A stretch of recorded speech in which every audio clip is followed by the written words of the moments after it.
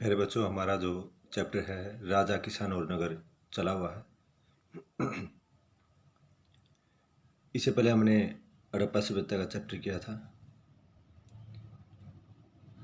और इस राजा, किसान और नगर चैप्टर के हम 7 क्वेश्चन हम कर चुके हैं। पहले डिस्कस हुआ था कि हड़प्पा सभ्यता जो काल है वो 2600 ईसा पूर्व से 1900 ईसा पूर्व तक माना जाता है। इसके बाद 1500 वर्षों के दौरान भारतीय उपमहाद्वीप में अनेक परिवर्तन हुए।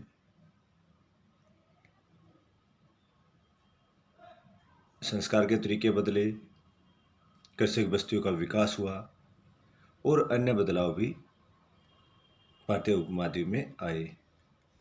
6ठी शताब्दी ईसा पूर्व बौद्ध धर्म, जैन धर्म जैसे उच्च दार्शनिक विचारधाराओं का प्रचार हुआ। इसके बाद 321 ईसा पूर्व में चंद्रगुप्त मौर्य ने मौर्य वंश की नींव रखी। कुषाण शासकों ने सबसे पहले सोने के सिक्के जलाए और अशोक के सिंह शीर्ष को भारत सरकार ने राज्य चिन्ह के रूप में अपनाया, जिसको हम अपनी एकता, वीरता, प्रगति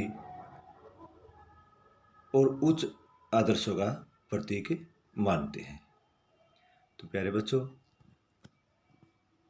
7 क्वेश्चन चैप्टर के हो चुके हैं। आगे 8वां क्वेश्चन, उत्तर मौर्य काल में विकसित राज तत्व के विचारों की चर्चा कीजिए।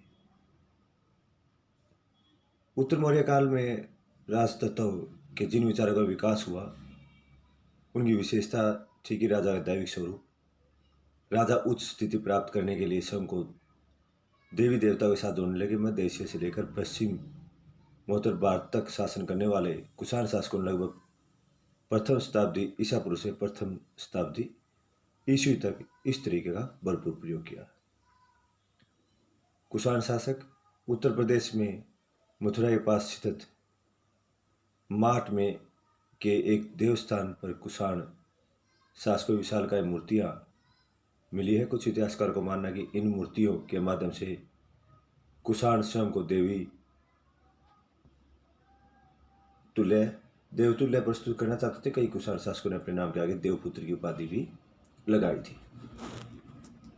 यह संभवतः चीनी शासकों से ही प्रेरित हुए होंगे, जो स्वयं को स्वर्गपुत्र कहते थे। कुषाण शासकों के सिक्कों पर भी राजा की भव्य प्रतिमा दिखाई गई है।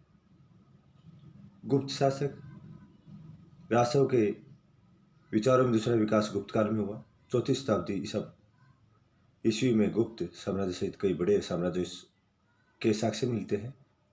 इनमें कई साम्राज्य सामंतों पर निर्भर थे। ये सामंत अपना निर्वाह स्थानीय संसाधनों द्वारा किया करते थे, जिसमें भूमि पर नियंत्रण भी शामिल था। सामंत अपने शासकों का सम्मान करते थे और आवश्यकता के समय उन्हें सैनिक सहायता भी देते थे। गुप्त शासकों के इतिहास के निर्माण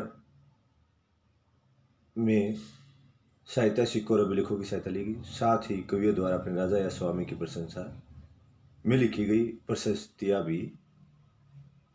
प्रशस्तियों का सहारा भी लिया गया। इतिहासकार इन प्रशस्तियों के आधार पर ऐतिहासिक तथ्य निकालने का प्रयास करते हैं, परंतु इनमें राजाओं की चढ़ बढ़कर प्रशंसा की गई है, जिसे ऐतिहासिक तथ्य दब कर रह गई।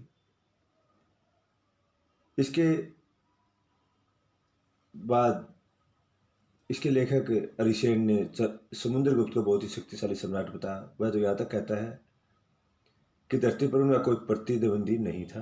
अनेक गुणों और शुभ कार्यों से संपन्न उन्होंने अपने पैर के तलवे से अन्य राजाओं के यश को मिटा दिया था। वह परमात्मा पुरुष है।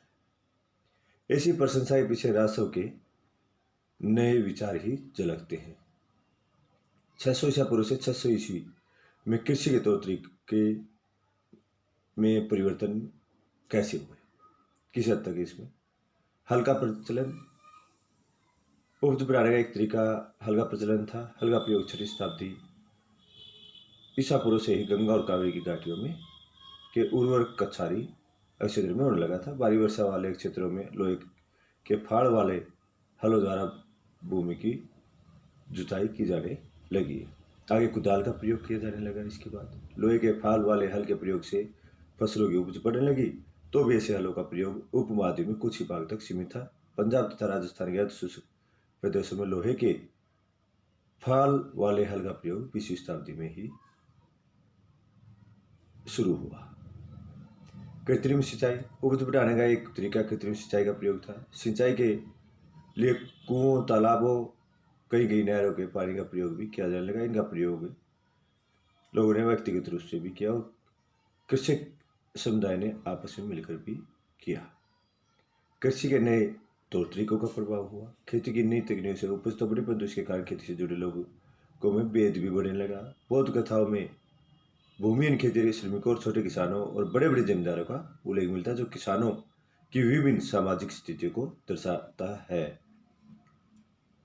पाली भाषा में छोटे किसानों और जमींदारों के लिए गृहपति शब्द का प्रयोग किया जाता था। बड़े बड़े जमींदार और ग्राम प्रधान शक्तिशाली माने जाते थे।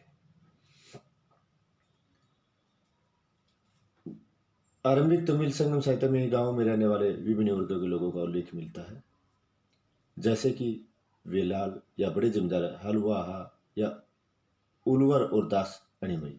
यह भी संभव है कि इन विभिन्नताओं के आधार पर भूमि का स्वामित्व, श्रम तथा नई प्रौद्योगिकी का उपयोग रहा हो। आगे मौर्यकालीन इतिहास की रचना करने वाले कोई 4 स्रोत। मौर्य काल की जानकारी देने वाले स्रोतों में मेगास्थनीज की इंडिका महत्वपूर्ण है। कौटिल्य की पुस्तक अर्थशास्त्र से भी हमें मौर्य काल की शासन प्रणाली की काफ़ी जानकारी मिलती है। विशाखा दत्त की मुद्रा राक्षस से भी इस बात का पता चलता है कि चंद्रगुप्त ने नंद वंश से किस प्रकार राज्य स्थापित किया। जैन तथा बौद्ध धर्म के ग्रंथ भी मौर्य राजाओं के जीवन तथा धार्मिक विचारों पर प्रकाश डालते हैं। अशोक के अभिलेखों से मौर्य काल का इतिहास जानने में सबसे अधिक सहायता मिलती है। गुप्त शासकों का इतिहास लिखने में सहायक स्रोतों का वर्णन कीजिए। गुप्त शासकों का इतिहास सहायता सिक्कों तथा अभिलेखों की सहायता से लिखा गया है। गुप्त काल के सिक्के बड़ी मात्रा में पाए गए हैं। इनके अतिरिक्त कवियों ने अपने राजा तथा स्वामी की प्रशंसा में परिस्थितियाँ लिखी थी, जिनके आधार पर इतिहासकारों ने ऐतिहासिक तथ्य निकालने का प्रयास किया है। उदाहरण के लिए इलाहाबाद स्तंभ अभिलेख के नाम से प्रसिद्ध प्रयाग प्रशस्ति समुद्रगुप्त के बारे में महत्वपूर्ण जानकारी देती है। इसे समुद्रगुप्त के राजकवि हरिसेन ने लिखा था। इसे पता चलता है कि गुप्त सम्राटों में सबसे शक्तिशाली तथा गुण संपन्न था ये समुद्रगुप्त। अर्थशास्त्र क्या है, भारतीय इतिहास में इसका क्या मतलब है। कौटिल्य का अर्थशास्त्र राजनीतिक से संबंधित एक महत्वपूर्ण ग्रंथ है। इसकी रचना कौटिल्य ने की, जो बहुत ही बड़ा विद्वान और चंद्रगुप्त मौर्य का प्रधानमंत्री था। उसने ग्रंथ में प्रशासन के सिद्धांतों का वर्णन किया। इस ग्रंथ का भारतीय इतिहास में बहुत ही महत्व है। यह ग्रंथ मौर्य काल का सुंदर चित्र प्रस्तुत करता है। इसमें हमें चंद्रगुप्त मौर्य के शासन प्रबंध तथा उसके चारित्रिक गुणों की जानकारी मिलती है। यह ग्रंथ मौर्य काल के समाज पर भी प्रकाश डालता है। सबसे बड़ी बात यह है कि इसमें दिए गए शासन के सिद्धांतों की झलक आज भी भारतीय शासन में देखी जाती है।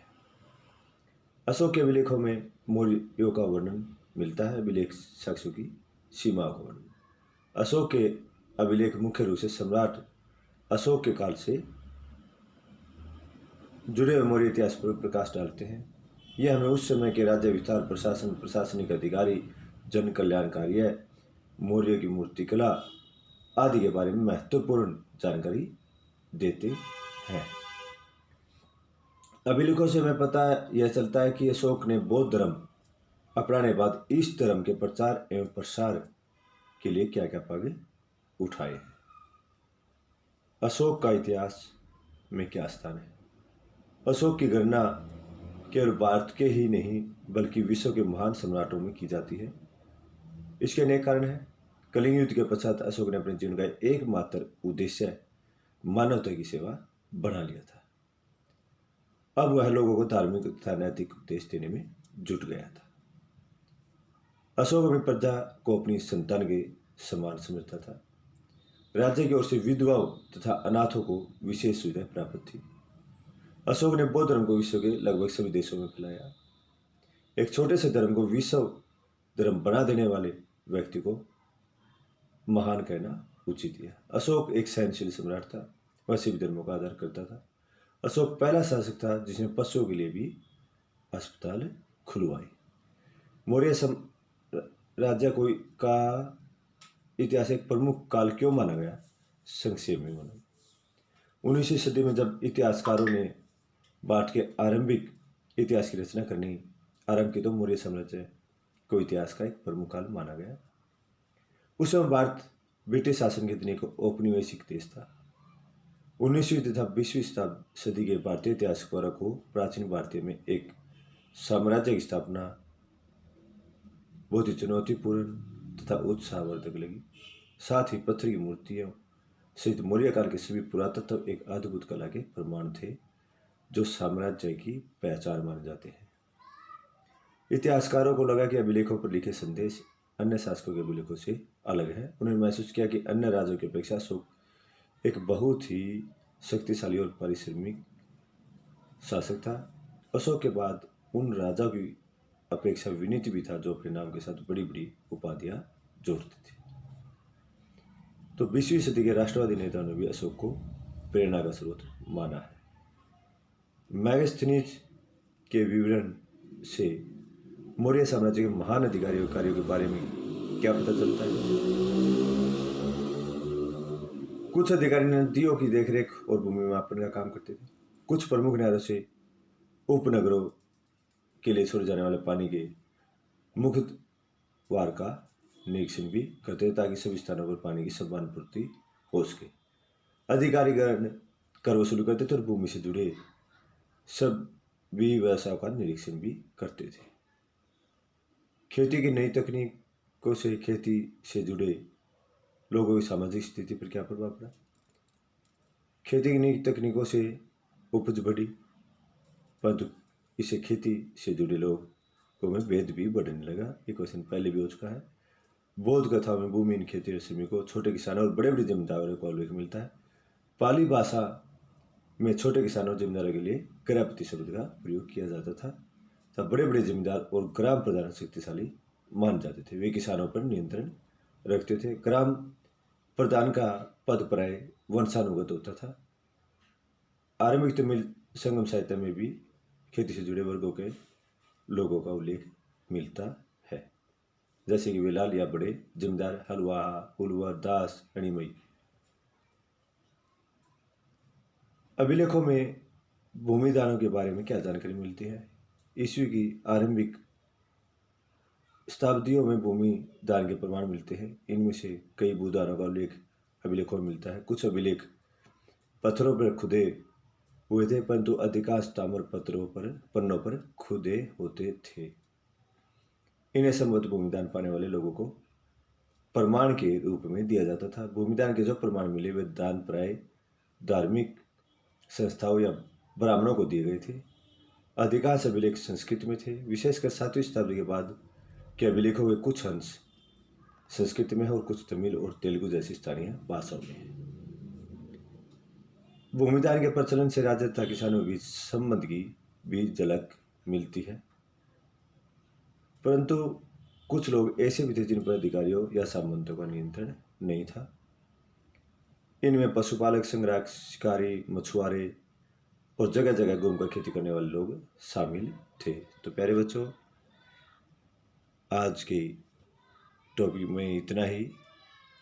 आपने क्वेश्चन याद करने हैं ताकि 21 दिसंबर से शुरू होने वाले एग्ज़ामों में आप अच्छी परफॉर्मेंस दे सको। तो आज की वीडियो में इतना ही काफ़ी। धन्यवाद।